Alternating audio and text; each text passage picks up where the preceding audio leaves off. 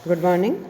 Depreciation accounting में आज हम डिस्पोजल ऑफ एन एसेट्स के बारे में पढ़ेंगे। डिस्पोजल ऑफ एन एसेट्स को हिंदी में कहते हैं संपत्ति का निष्पादन करना। निष्पादन करना माना उसे बेचना, निकालना, इसको कह सकते हैं।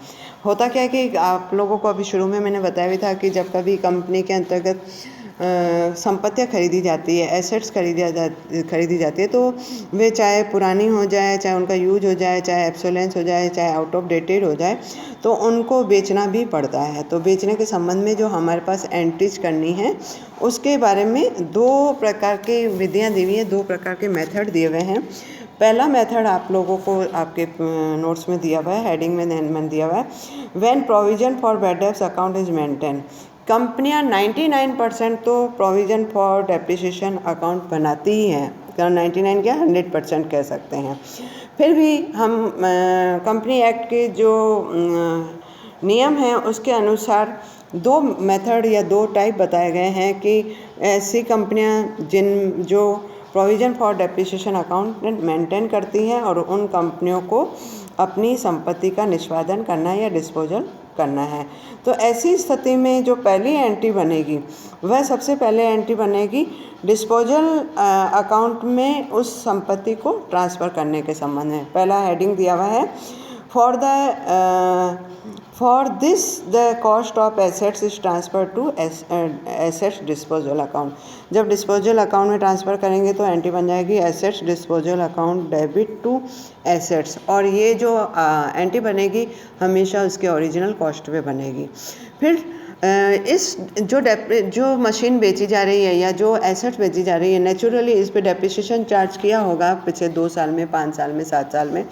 तो जिस दिन से परचेज किया उस दिन से लेकर के जिस दिन सेल कर रहे हैं उस दिन तक का पूरा डेप्रिसिएशन लेकर के, और उसके लिए हम प्रोविज़न फॉर डेप्रिसिएशन अकाउंट से एसेट्स डिस्पोजल अकाउंट में ट्रांसफ़र करने की एंट्री करेंगे। वह एंट्री हो जाएगी provision for depreciation account debit to assets disposable account.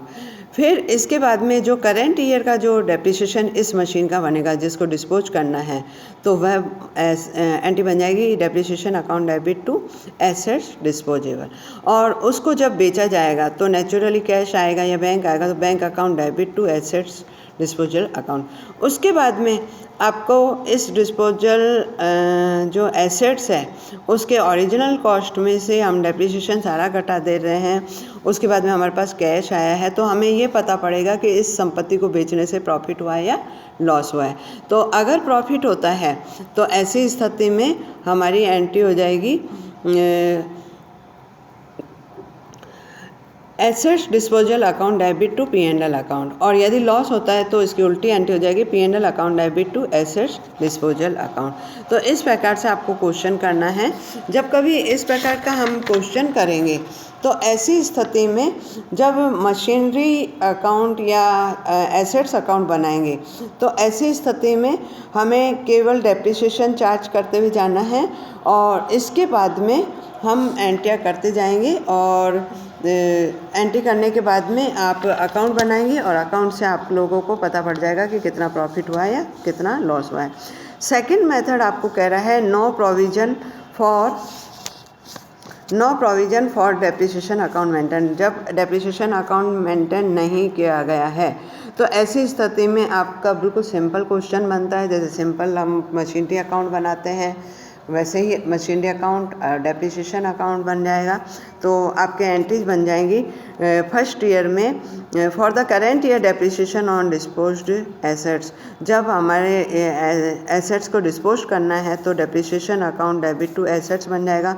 जब उसे बेचेंगे तो bank account debit to assets हो जाएगा। यदि प्रॉफिट होता है तो assets account debit to P&L हो जाएगा, और लॉस होता है तो P&L account debit to assets हो जाएगा। तो इस प्रकार से एंट्री बनेगी। और इसके संबंध में मैं आप लोगों को 2 क्वेश्चन भी करवा रही हूँ। आप